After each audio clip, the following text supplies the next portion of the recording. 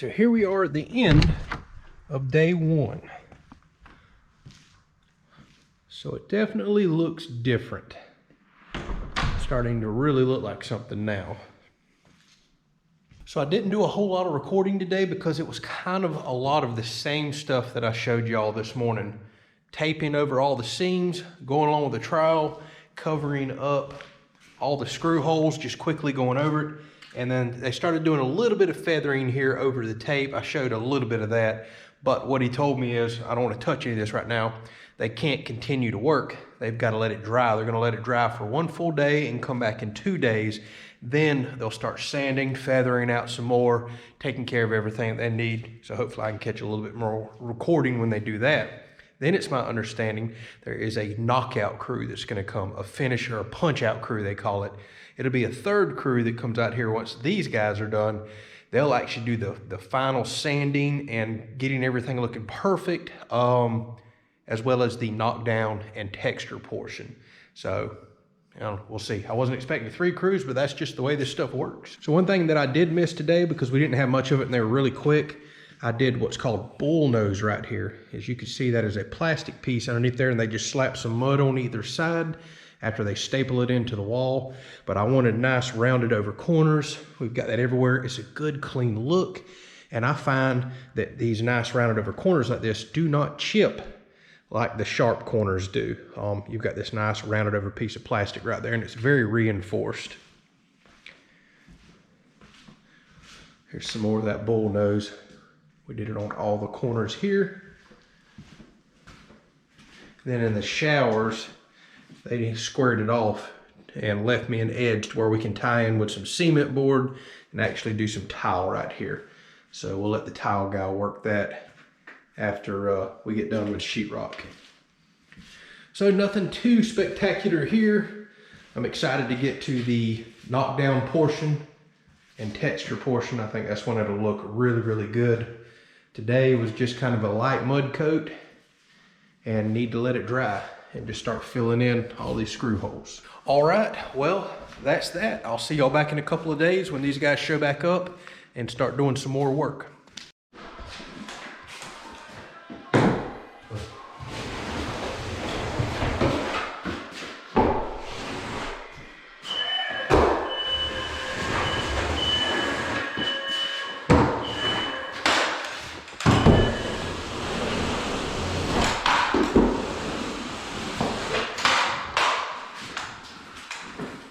Huh.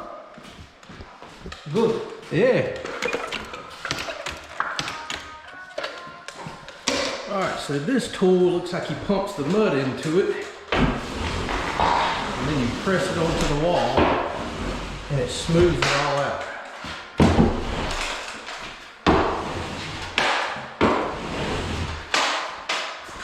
Check that out. I have never seen such a thing.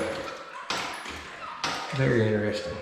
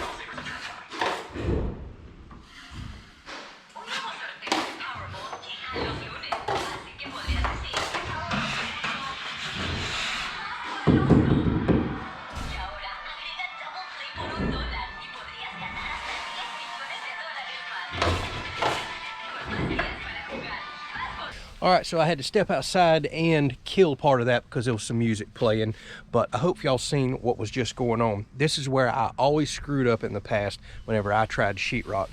So say if this is the seam right here where two pieces of sheetrock come together, I would go in and mud that tiny seam and spread it out no further than that. Hopefully he's able to see that last guy. This is what I never understood. He's actually mudding, looks like 18 to 20 inches total. So about 8 to 10 inches or 9 to 10 inches either side of that seam.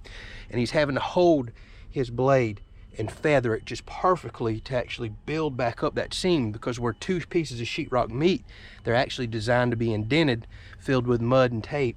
And then he's feathering that seam all the way from here to here. I'd never realized so much mud was involved. And you'll see him tapping with the backside of his trowel every now and then. I don't know if he's tapping in around screws, bumping the sheetrock back in, or exactly what he's doing, but I see them doing that a lot. And then where all the little screw holes are, they'll put a bunch of mud on it, and he takes almost every bit of it back off. And they're doing this twice, it looks like.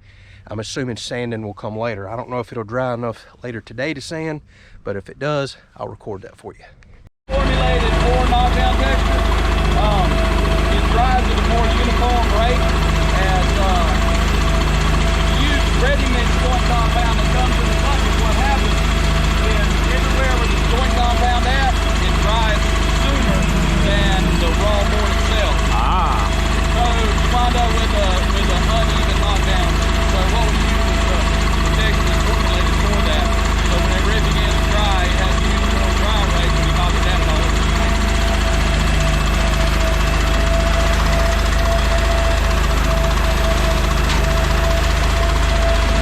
Mixing this stuff is mixing it slowly, and instead of cutting a big slice, dumping the whole bag in there, it's going to get chunky, but it doesn't get as chunky. Letting it drop in there slow like this. Right. Before we bought the machine, we had to add like half buckets of water, and then have a person mix it. The person adds the mix, and now with the machine, just turn the auger on, and that's it.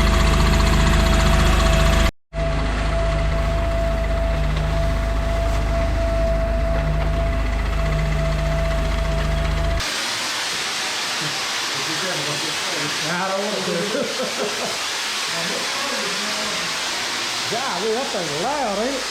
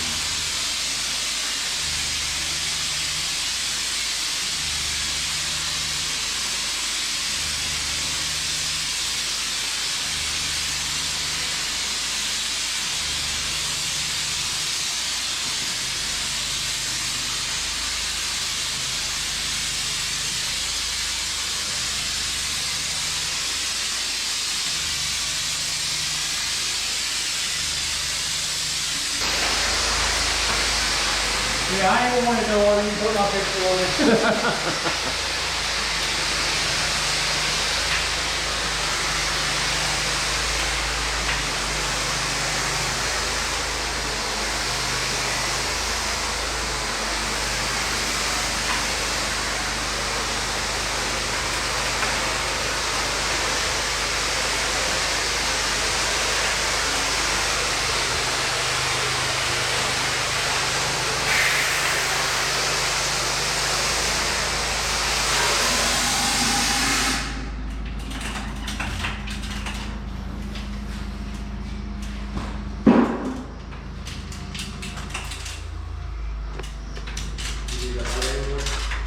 Yeah, we did the knockdown.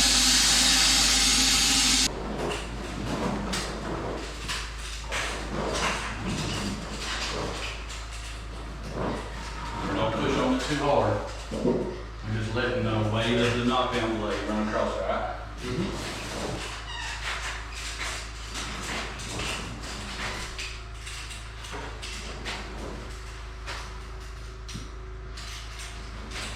It's just spreading it out better, looks better, double. Should go over it twice. Yeah, well, go over it, run it.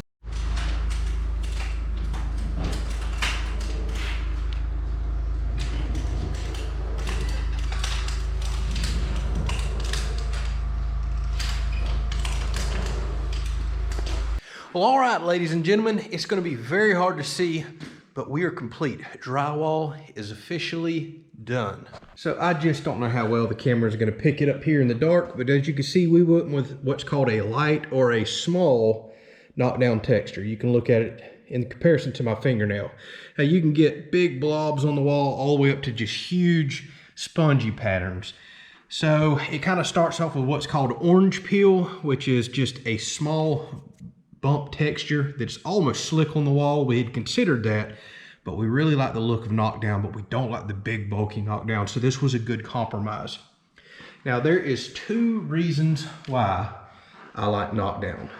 One reason being, it really hides blemishes very well. Although they did an excellent job on getting the walls nice and smooth and perfect, actually better than they needed to be for knockdown. Typically, if you're gonna do orange peel or smooth walls, your walls have to be absolutely perfect because you can't hide any blemishes. They got the walls really, really, really good, better than you really need for knockdown. But I like the texture of knockdown, and I love that it hides blemishes. To me personally, a smooth, slick wall, it's a boring wall. I know that may be some people's opinions and things that they like. That's what makes us all different. We all have different views and opinions. But a texture just looks different. It looks like there's something going on there. And like I said, it just doesn't look bland to me. So we really, really wanted a knockdown texture. Now, as you can see, this is all still damp and discolored. So he's told me this is gonna have to dry a day or two before I can even think about painting. Problem is there's high humidity outside right now, and they're calling for 80% chance of rain tomorrow. So I'm gonna try to dry the house out as much as I can today. Doors open, run a fan, but I am not gonna be able to open up any windows and dry this house out tomorrow because it's supposed to be raining all day. So just as soon as I can see all these dark blotches turn bleach white and be completely dry, which means all the moisture is out of it, we'll go ahead and start painting all the different rooms here. We may have just found the color that we're going to do the main part of the house. The ceilings are going to be your traditional white, and then Tiffany wants a sand color. We'll show you this in an upcoming episode in all the individual rooms, but the main part of the house, the hall, the utility, this part right here, we're going to do kind of a light green color. It's hard to say, but it will tie in good with the floors. It'll tie in good with the wood cabinets that'll be coming here before long. We'll have an episode on that. All right, so maybe it'll be easier to see this knockdown in here. There we go. So take a look at that. It may not be for some people, but this is perfect for us.